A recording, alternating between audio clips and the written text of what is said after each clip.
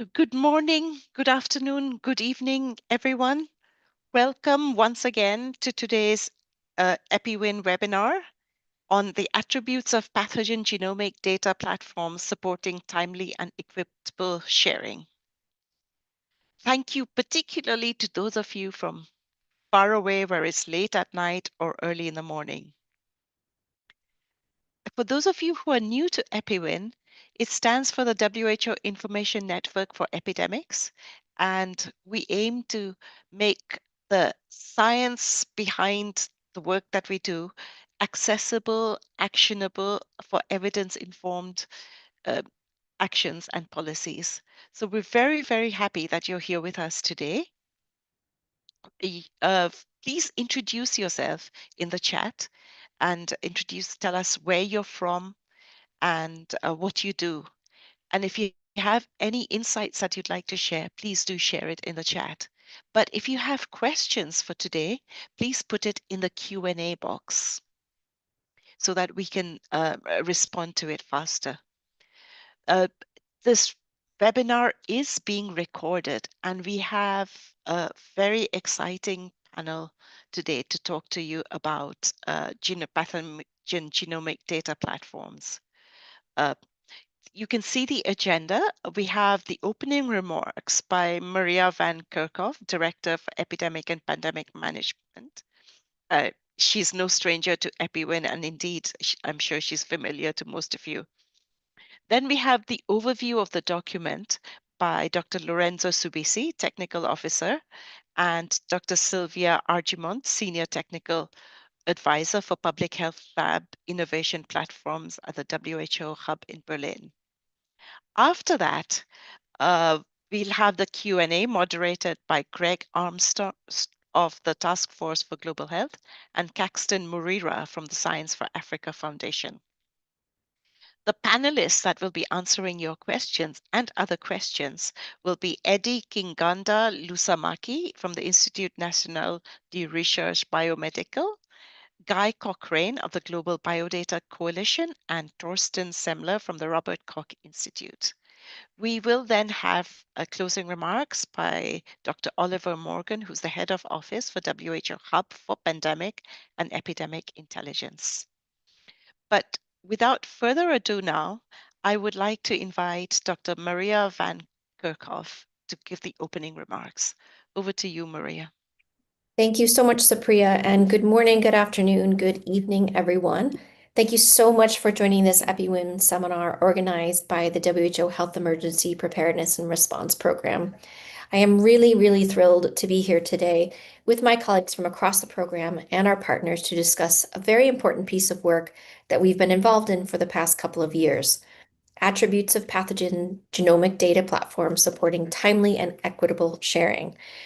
This is something that we initially began working on as a project with the UKHSA and have also had the support of the International Pathogen Surveillance Network, who you will hear from during the panel.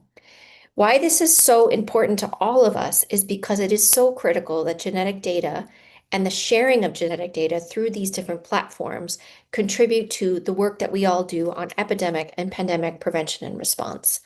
I'll give you one example specifically on COVID-19, but a few others, and then you'll hear more about the importance of sequence information and the platforms and the work that we do. As you'll remember, on the 31st of December 2019, WHO received the first reports of a cluster of pneumonia, of 27 cases of pneumonia of unknown etiology from Wuhan, China. Within less than 2 weeks, on January 10th, 2020, WHO had already published its first laboratory guidance, and the first SARS-CoV-2 genome sequence was released.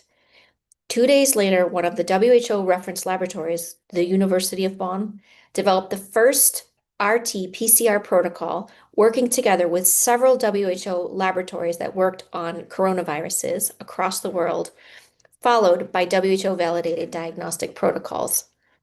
This led to our ability to work with manufacturers, and by early February 2020, WHO was able to distribute diagnostic test kits to 159 laboratories worldwide. And only 11 months later, the first mRNA vaccines were authorized, enabling vaccination campaigns to start across the world. This unprecedented speed was driven by rapid and open sharing of early data, including genomic sequence information.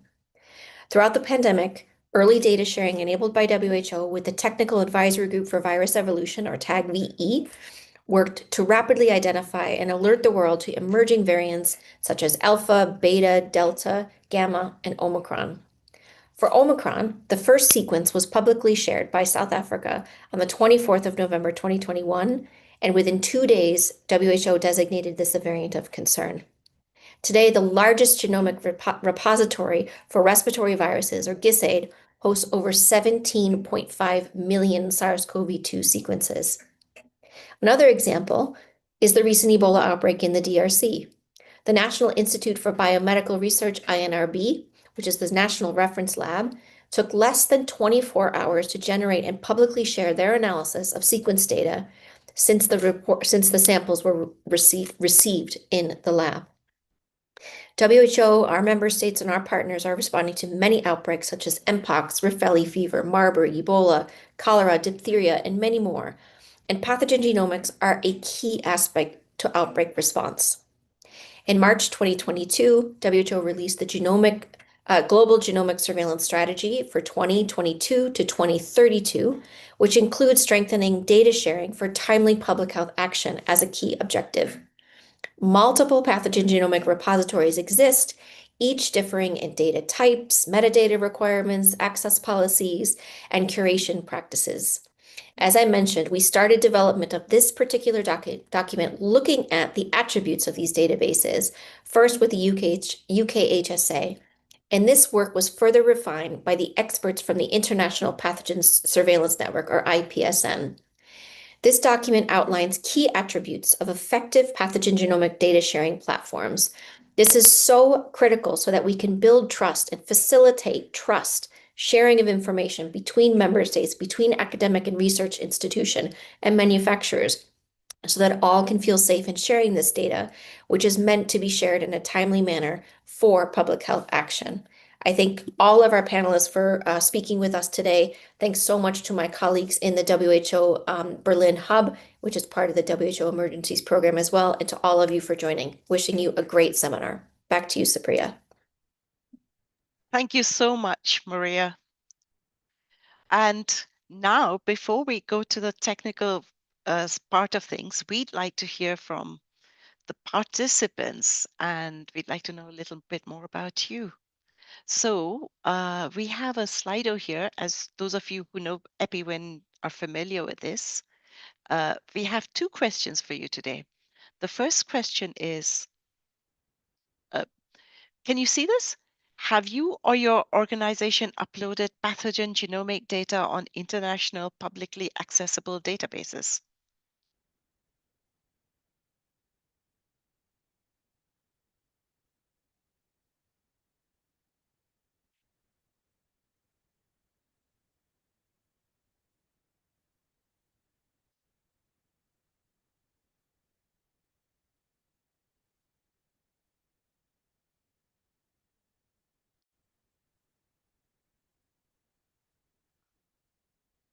Okay, so we've got 51 responses, 54 now, and most of you seem to have uploaded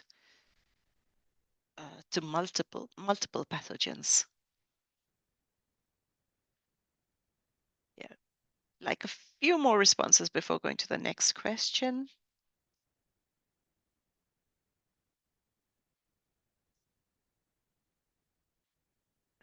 Okay, now we have another question for you. Have you or your organization downloaded pathogen genomic data from international publicly accessible database? The first was on uploading data, and this is on downloading data.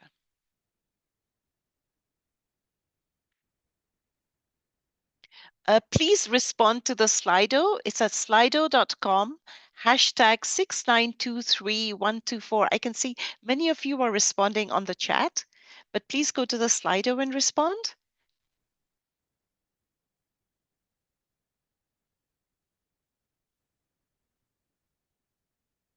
Slido.com, hashtag 6923124.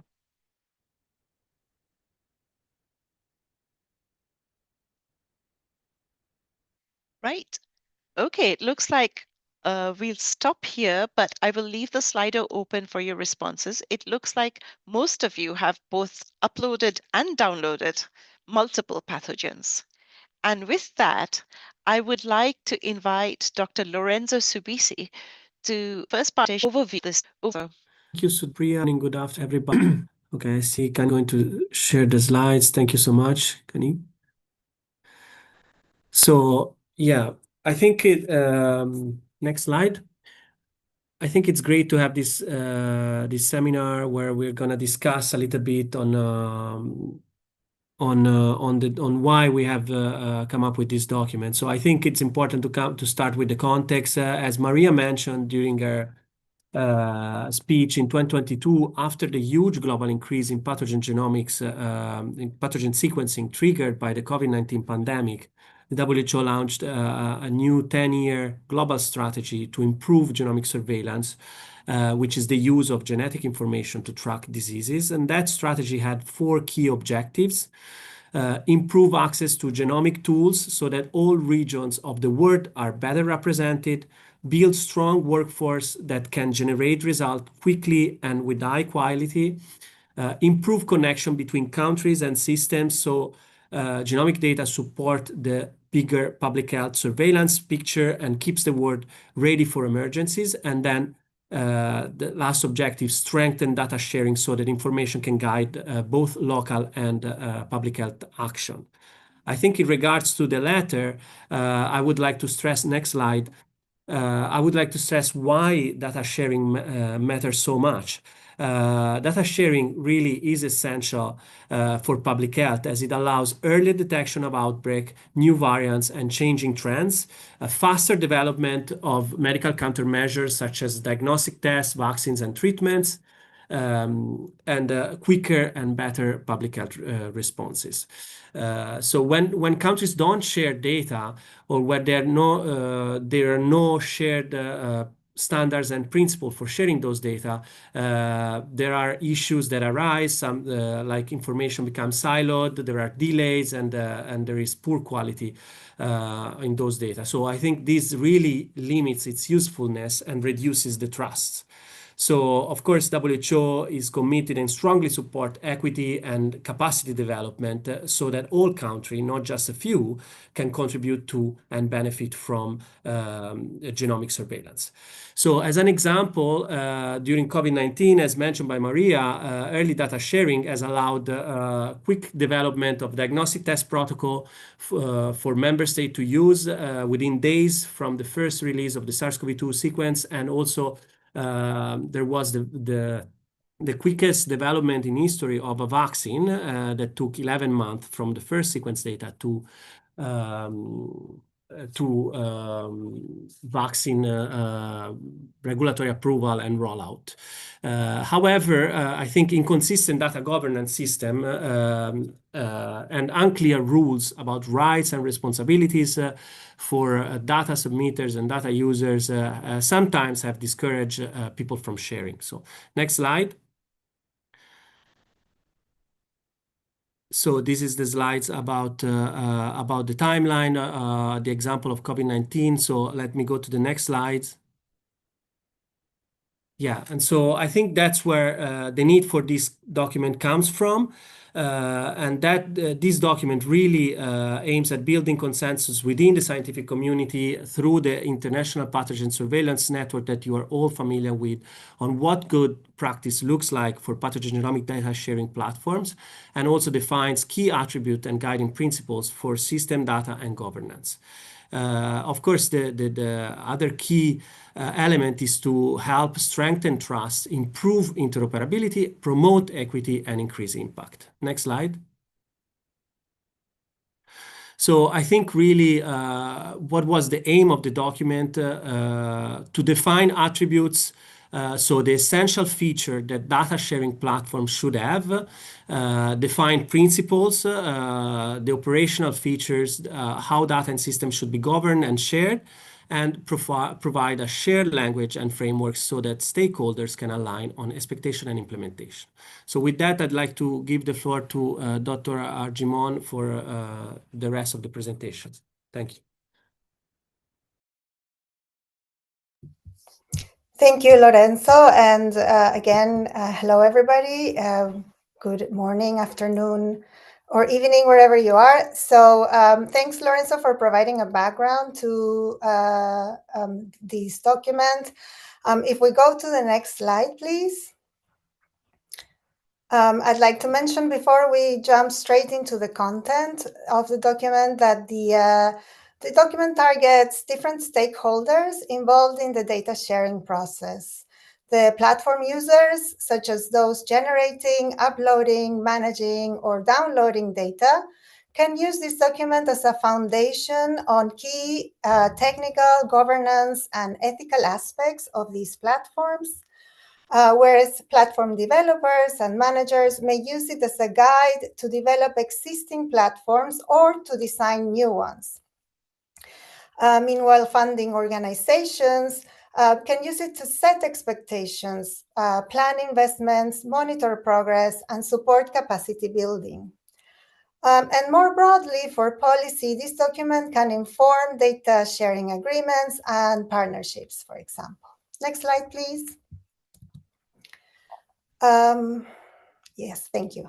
So the framework of attributes and principles is underpinned by 4 objectives of platforms that support the broader public health community in protecting the population from infectious threats. And these 4 objectives are to encourage data sharing through a secure, transparent, accountable, equitable, and sustainable approach to the storage of pathogen genomic data and linked metadata. To facilitate rapid sharing, so that's the timely sharing, of pathogen genomic data and metadata through a range of data submission options with different user interfaces and network bandwidth, so that we are catering to different users. To facilitate analysis and a public health informatics ecosystem to gain further insights from the data. And last but not least, to support collaboration and the formation of a community of practice. Next slide, please. So linked to these 4 objectives, the document then defines 12 attributes of pathogen genomic data sharing platforms. Governance, which is the management structure that provides oversight of the platform and ensures that it operates in a manner that is consistent with applicable laws, regulations, and norms.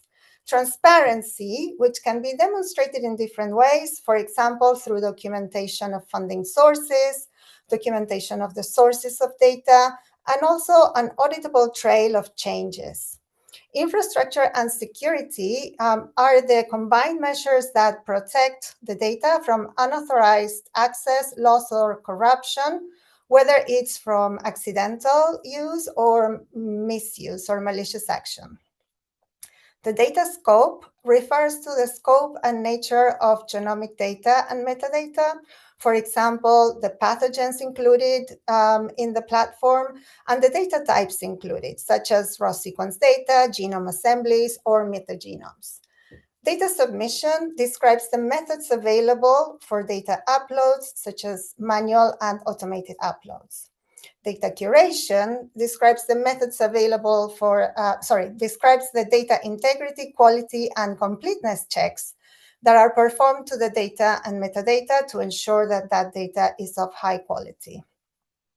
Data provenance it refers to the auditable trail of information back to the generator of the sequence data. So, for example, linking that data to the sequencing lab.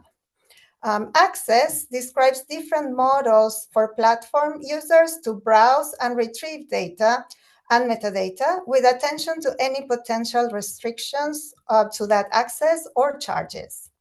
Interoperability means the automated access and exchange of information between different computer systems with minimal intervention from users, from humans, basically. And data use and benefits sharing describes the frameworks needed to define the user's rights and responsibilities, how the data can be reused, and the expectations for the benefits derived from that data. Analytic and reporting capabilities outlines good practice for analytical tools that make it possible for the users to query and retrieve data. And lastly, sustainability, which refers to the operational continuity and long-term preservation of the data. So linked to each of these 12 attributes, the document then defines between 3 to 10 operational principles for a total of 54 principles. But in the interest of time, I will just show you an example for attribute number 10. Next slide, please, which is data use and benefits sharing.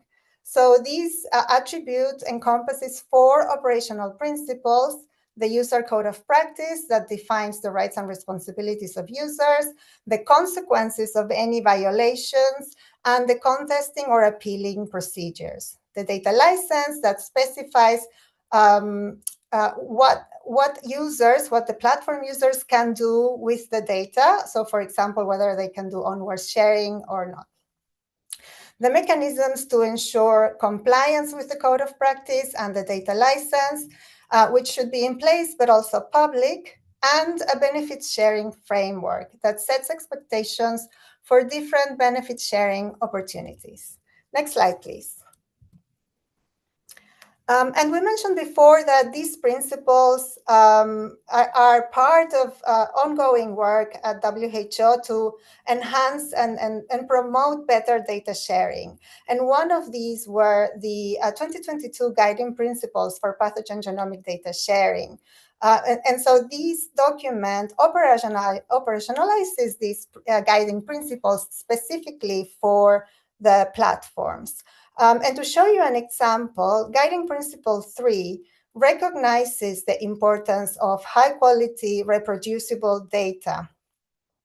And in this document, this is reflected in data curation, attribute 6, which states that there is a publicly accessible policy on data curation practices covering criteria and thresholds, and which processes are applied to the data. And this ensures that the fact that this policy is not only in place, but it is public, ensures that users can understand what filters and thresholds are applied to the data, and this facilitates both data quality and reproducibility. But next slide, please, or next click. At the same time, the 2022 Guiding Principles recognize that during emergencies, there is often a trade-off between sharing data quickly and sharing high-quality data. So this document contains Principle 6.3 that specifies an option to submit low-quality or incomplete data and metadata. Nevertheless, the goal was not to establish a one-to-one relationship between the two documents, but more broadly to capture the consensus views and opinions of the pathogen genomics community with regards to data sharing platforms. Next slide, please. So as Maria mentioned, the initial framework was developed in collaboration with experts from UK HSA and a few other organizations by commission of WHO, and contained 10 attributes and 28 principles.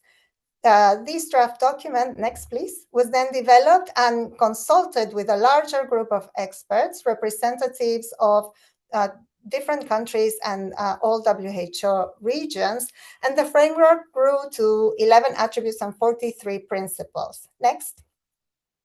And this draft was then shared for public consultation, during which we received 45 unique responses representing 23 countries. And the responses were analyzed to identify topics raised by at least 2 respondents. And again, the document underwent a new consultation with the expert group, and the final framework grew to 12 attributes and 54 principles. And this is what, next slide, please, next click. This is what we published about a month ago, and seen as of last Friday, 722 people had downloaded this document in the first month that it's been out there. So we hope that you, if you generate or use pathogen genomic data, that you do so with these principles in mind, and also that you advocate for their implementation. And I would like to finish, next slide, please, by acknowledging everyone and expressing our deep appreciation for everyone that contributed to the development of this document, including the respondents to the public consultation and the members of the IPSN community of practice on data. And of course, thank you for your attention. And now I'm delighted to hand over to the panel moderators, Greg Armstrong and Caxton Murita, who will be leading an interesting discussion and the Q&A. Thank you, Silvia. So I'm Armstrong, tasked for with from Fraction, host for funders of pathogen genomics. We have 3 panelists today. In the interest of time, I'm going to ask each of them to introduce themselves after I ask them the first questions. Our first panelist is Eddie Lusomaki from INRB in Democratic Republic of Congo. Dr. Lusomaki, so your organization, INRB, has been at the center, really, of a lot of important public health emergencies in the recent past, and it's been very active in sharing and using genomic data. Let me ask you from your perspective at INRB in DRC, how can this document inform your strategy and your practices around data sharing? And are there particular parts of it that are particularly resonant or particularly important with you? And again, please start by introducing yourself. Yeah, thanks a lot, Greg, and thanks to the presenters for giving this clear presentation on the document. I'm Eddie Lusomaki from INRB in DRC in Kinshasa. I'm a medical doctor by training, and I've had a PhD here in Montpellier in France. I'm also hosting a postdoc position in the IRD. So to come back to the question, at INRB, we are really committed and aligned to rapid data sharing, given first the position of DRC in the Central Africa, sharing borders with 9 countries, and also given the high frequency of disease and notification. And that's why we are really committed to reply the quickest possible and to get also all the community attention, because a problem that we have in one part of the planet can still reach the other part of the planet, as we've seen with COVID-19. And this document tries to illustrate somehow the experience we've gone through different years. I think we can say up to 7 years to the genomic data generation and sharing. We did that with many Ebola outbreaks and also with Mpox. And for us, I think when we look at this document, and also as Sylvia presented, that it's really important to make the data generators confident and secure, to encourage them to share the quickest. And I think putting in place some measures to show how to develop those platforms, it's really important, and it makes it really transparent to everyone on how to handle genomic data. Over to you. Thanks.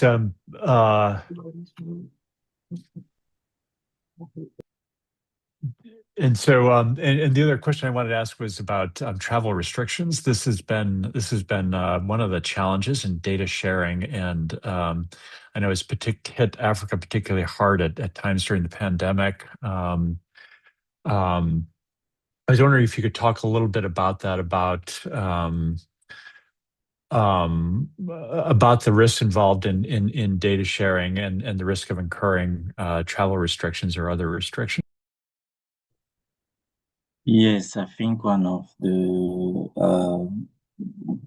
sad experience that we had was during COVID-19, and we've seen how the publication of some results or variants which were circulating in one country led many other countries to like put in place measures to restrict travel. So the big metaphor or comparison I can use for such situation is like in medicine, as we are trying to make sure that there are no stigma for patients living with HIV or Mpox. We are encouraging them to reach the hospitals and then to be cured without any stigma. And we should have the same way of thinking when it comes to countries reporting the disease. So we really need to be into a community when we feel secure when it comes to sharing that. And I think for that, the platforms should not be the one like delivering the information or the analytic. I think this should be given to people and agencies which are, because interpreting data, genomic data is really a big deal. It's not always easier. We need to put the data into a context, and we also need to do that in a way in which other stakeholders are also parts of that interpretation. So pushing out the great information out of great and high quality data, I think it's the most better thing to do. And that relies to some of the attributes that were developed, like data curation, like the access, who should have access to the data, like the analytical parts, and yeah, and so on. So yeah, to summarize, I think that's my view and my thinking on such situation.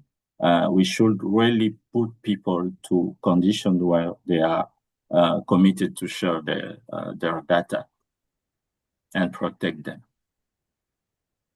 Yes, thank you very much. You know, you bring up the issue of the context of the data, and then that brings us to the next speaker, Guy Cochran of the Global Biodata Coalition. Dr. Cochran, you know, your organization has done a lot of very interesting work in defining issues around sustainability and interoperability of these systems, because of course, you know, what we're looking at today is you know, specifically pathogen genomic data. It fits in a much larger ecosystem. I was wondering if you could comment about that. Yeah, sure. Well, hello to everyone on the call, and thank you for giving the opportunity for me to sit on this panel. Yeah, so Guy Cochran, I'm the Executive Director of the Global Biodata Coalition. So the GBC, the Global Biodata Coalition, is a coming together of funding organizations that fund life sciences and biomedical research. And they understand together the importance of databases in the everyday work of scientists, and that's scientists working across many different domains within the life sciences, but of course it includes public health, it includes research into infectious disease, it includes, you know, food chain work, One Health, and a host of other things as well. And as you say, Greg, it's a continuum, it's an ecosystem, and so the databases exist. There are several thousand databases that exist around the world that are useful to scientists, and it's for the most heavily used, there are hits on those databases every few seconds. So this is a really important part of the toolbox that a scientist has, and they're very important in progressing science. So the funders come together, they recognise the importance, but they recognise that there's some fragility in the system because it's a system that emerges. People build databases and they offer them up for use. There's no top-down plan, and there's not even an overall list of what the databases are. So it's an emerging system, but with that comes some fragility, and so the funders recognise that in order for the research programs to continue, for the science to progress, they need to be sure that the key functions of this ecosystem of databases are continued.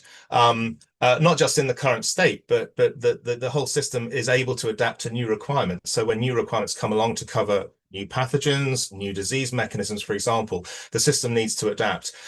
So the GBC has done quite a bit of work in this area. A lot of our work is about understanding the databases and characterizing the extent to which they're integrated, where data flows from one data resource to another data resource.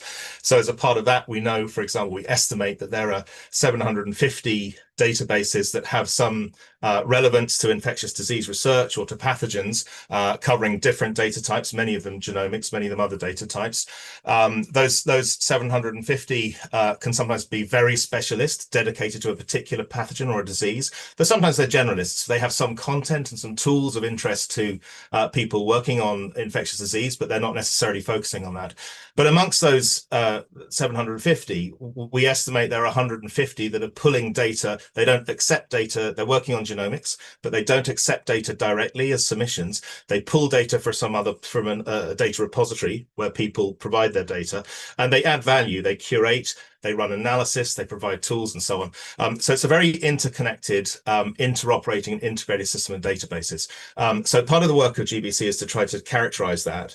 Part of that is that we run a program called the Global Core Biodata Resource Program, which invites people who run databases to come to us and to apply for the Global Core status, which is an external expert review against a set of criteria that define the level of professionalism, the value to the community, the inclusion of standards, and so on in the data resource. And we have currently a group of 52 such databases. And we can work with the leaders of those databases to understand sustainability and to further sustainability. Early this year, working more with the funders, we developed a white paper and a consultation process that came up with some principles about how funders could work better together to sustain and add value to this ecosystem of databases, and came up with a number of models. We're moving into the next phase of GBC, where we're beginning to explore those models. And we hope soon to be starting some pilot studies where we invite some of the data resources to take steps towards greater sustainability, to reorganize or to rework things, and work with the funders for more coordination to ensure that they can continue to provide what's useful now, but continue to grow and continue to offer what will be useful in the future. Great, thank you very much. That was an excellent summary. Let me hand things over to my colleague, Kaximir. Yeah, thank you so much, Greg, and to our presenters early on. So my question is to Thorsten Simler from the Robert Koch Institute in Germany.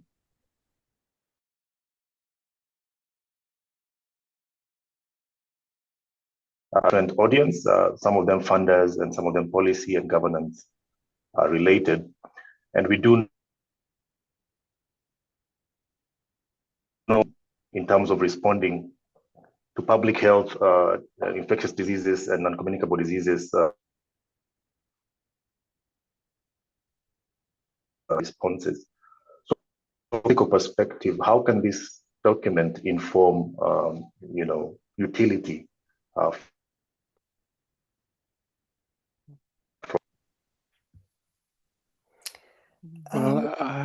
I think I have not got everything, but I think the key message I got Yeah, this is Thorsten Semmler from Robert Koch Institute, Germany's National Public Health Institute.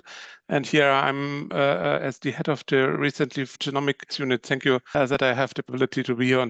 So one of the questions that I understood was how can this document help us here in regards of data sharing at the Robert Koch Institute? So actually, we have a strategy that we are following to establish a genomic surveillance in Germany, led by our institute.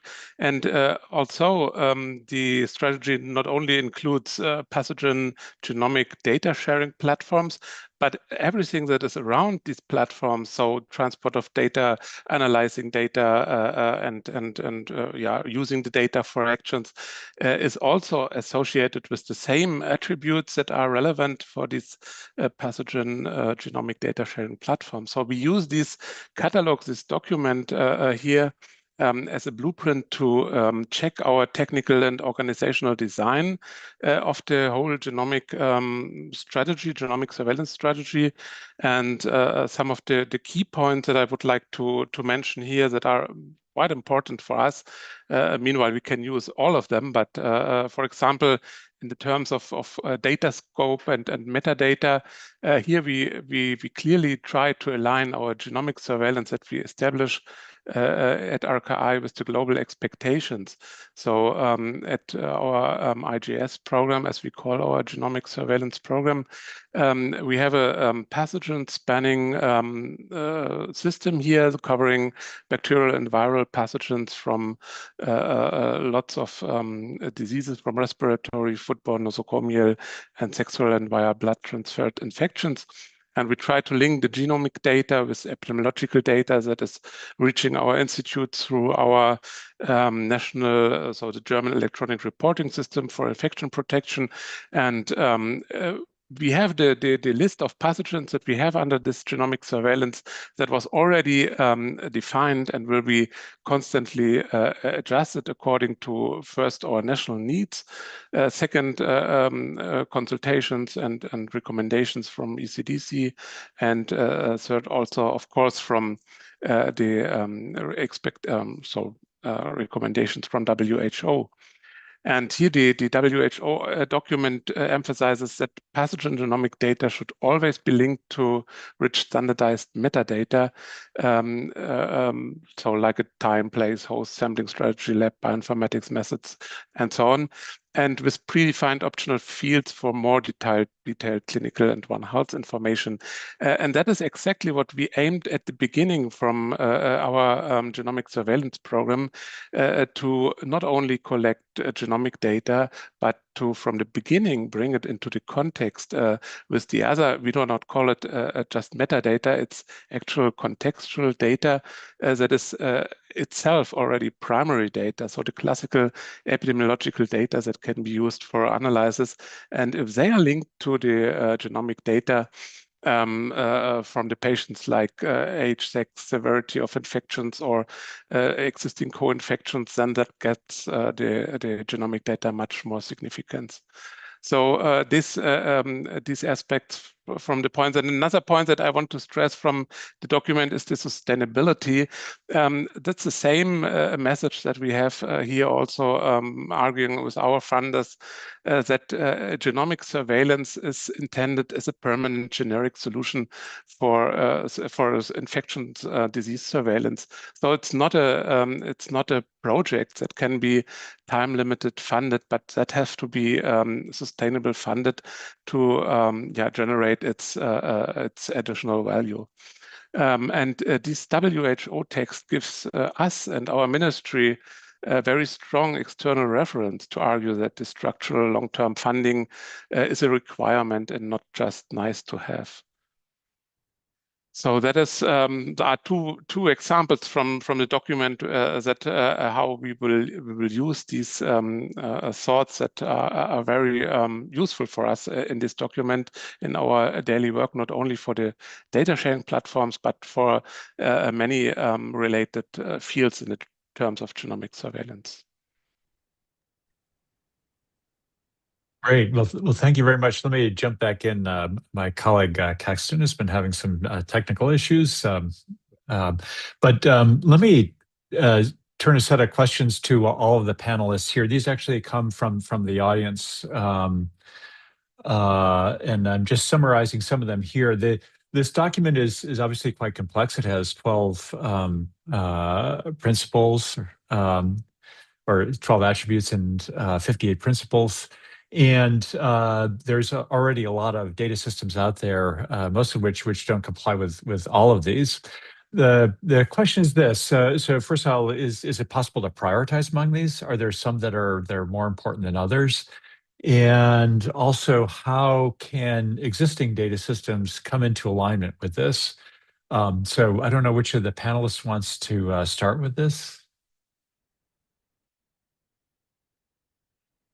I could have a go with the second question more than the first, if that's okay. Sure. Yeah. So Please. I think when a scientist or when a public health someone looking at surveillance data is working, they very rarely use a single database or a single platform. They work across multiple systems. And if the systems are interoperable and they comply with the same standards, then this is fruitful. This works. So I think it would be wrong to look at the attributes and principles document and expect a single platform to comply with everything and be the single solution for everyone to use. Rather, in different cases, people will choose different components, different component databases that together comply with or meet all of the criteria. So they follow the principles and they comply with the attributes. So that system needs some coordination. And I think for many of the existing platforms, the existing databases, there are some areas that trigger some immediate work. So in particular in data provenance, there isn't really as far as I know, a consistent standard about how you attribute different contributions. So to sampling, to risk analysis, to sample processing, to data generation, to data curation, and so on. So there's a whole chain of value add before you get to the shared data set. I think in the scholarly literature, there's been some effort to try to categorize and classify, and I think that probably hasn't happened systematically in the database world. So I think there's a piece of work that that can be taken on there. But I don't think that we should be looking for data combinations of data resources that work in different situations that comply that meet the principles, and I think it would be wrong to try to constrain people to a single system, and of course, because there are many different existing systems and they already have certain characteristics, there'll be some folk that will probably dictate how things develop over the next few years. So I think to the first question, I think if there is a priority for certain attributes to be dealt with first, then I think that will be useful to know. But I have a feeling that if you're adapting an existing system, it will naturally have its own priorities already.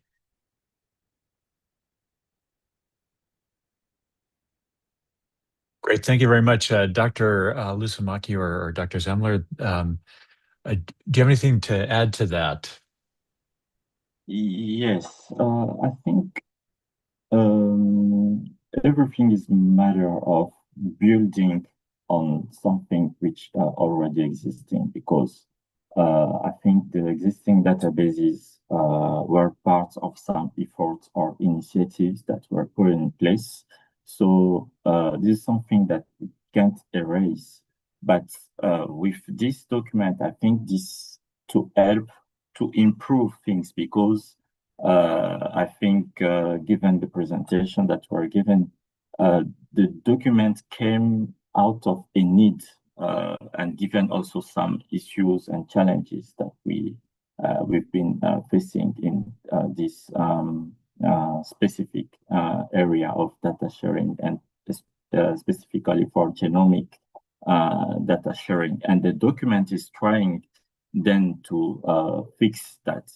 I think this is not to be done in one day, but this is something to accompany all the stakeholders within all those platforms and make sure that surely step by step we are moving towards to a more secure and with trust, and we build with confidence to both users, data generators, and many other public health orders and policy decision makers. So this is something that we really need to work on together as a community with every person with respect of its position and roles. Over. And let me turn to Dr. Zemmler. And get back. We've been getting some questions about prioritization of the attributes in this document. Are there aspects of existing data systems that you use frequently that you think could use improvement, or particular attributes from the document that you think need to be emphasized more? Well, yes. I mean, I can give the example for the SARS-CoV-2 data, where we had the decision to make where to submit the data. There were this big community of GIS8, so we had to push all the data there. But on the same time, we were, I mean, that was our obligation to put it in the European data space, where we have ENA as the repository of choice. And of course, as lots of funding sources come from there, we use that platform as well. And now we have this new Pathoplexus platform that is promising a lot. And our bioinformaticians like the ideas that they propose a lot. So, I mean, and we have heard from guys that there exist many more data platforms that might be relevant. So sometimes it's difficult for the people if they have to decide fast where to push the data, what makes lots of sense. So maybe we can use this document with these attributes to evaluate or let the database curators or owners themselves do a self-assessment against these 12 attributes, so that there can be easily some kind of checklist. What are the properties here of these databases, and how are they suited as pathogen genomic data sharing platforms? Great. And we have time for maybe one more question and answer. Maybe I'll direct this back to Dr. Cochran. We've gotten a question about traceability of genomic data. You've talked a lot about the importance of interoperability of these systems. I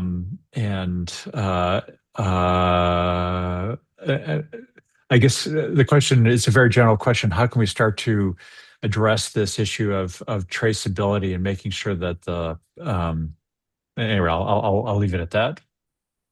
Yeah, it's a really important question, and of course it depends how you define traceability. So having sufficient provenance information to understand how the system is working is really important, so that people can be credited for the contributions they make, so they have more buy-in to the system, and more value comes back to them from the system.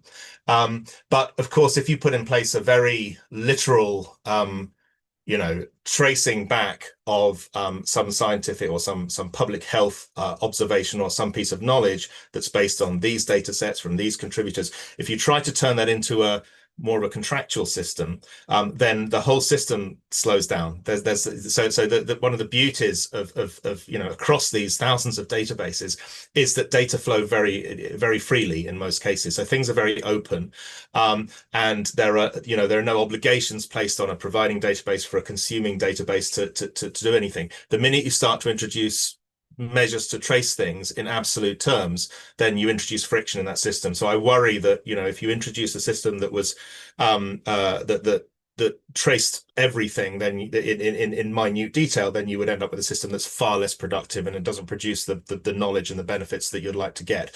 So I think having an idea of where the data is provided from, where it's integrated, where it's useful, I think that's really important to show the value of the system. But I don't believe that having detailed absolute traceability is a requirement for benefit sharing. In fact, I think it runs counter to benefit sharing. Great. Well, listen, I want to thank all of our panelists for this excellent panel, and also to all the participants who sent us in questions. And let me hand things back over to Berlin now.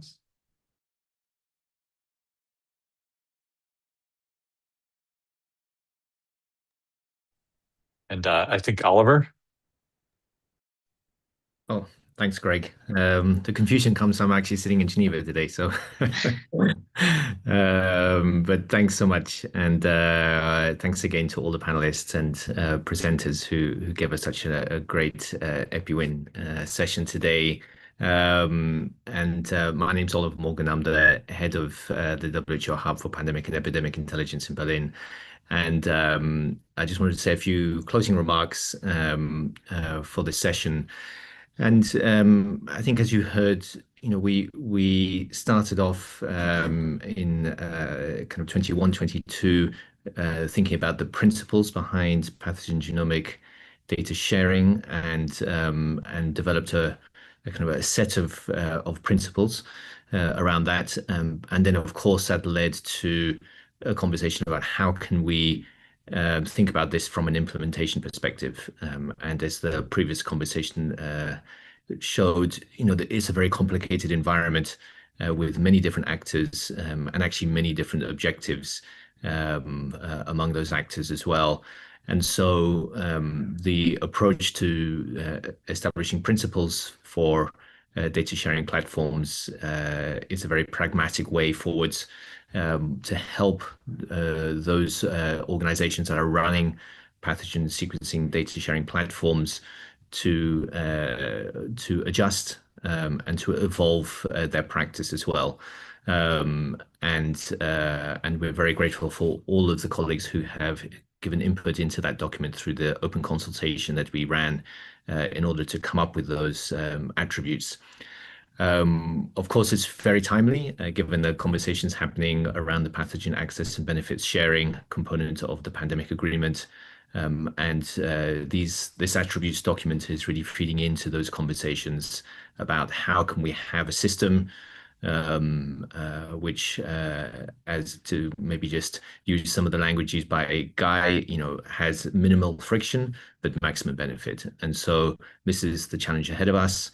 And as Eddie also mentioned, we're building on our past successes and continuing to build in a stepwise manner. So thank you very much for everybody's participation, both in the thinking, the design, the implementation of the documents, as well as our ongoing work together to identify how to use these attributes for the most benefit. Thank you very much. Am I handing it back to you, Greg, or to Supriya maybe? Thanks very much, Oliver, and a huge thanks to, you can just see from the emojis that although this is a very specific topic, clearly it's been appreciated. So thank you, Oliver, for joining and giving the closing remarks. A huge thanks to all the speakers and the panelists, as there were some really interesting questions and quite pointed ones as well. And I think that was a really good discussion. A huge thanks to Sylvia and to Josephina and Timothy for organizing this webinar. I'd also like to thank everyone in the background, working in the background, WHO IT, my colleagues, Michael, Maria Isabella, Kanika Sachdeva from our WHO Collaborating Center, Project ECHO.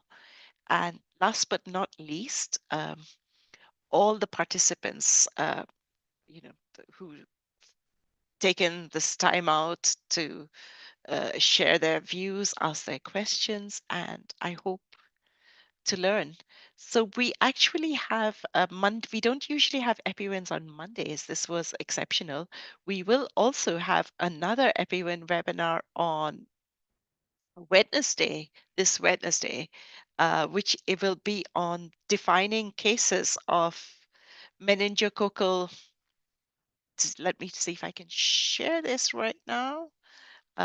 Defining cases of meningococcal disease, a public health tool for outbreak prevention and control. And can you see this? Is it being shared? So this is on Wednesday, and it would be great if all of you could join again on Wednesday. Thank you so much. And before we end, Sylvia, would you like to say anything?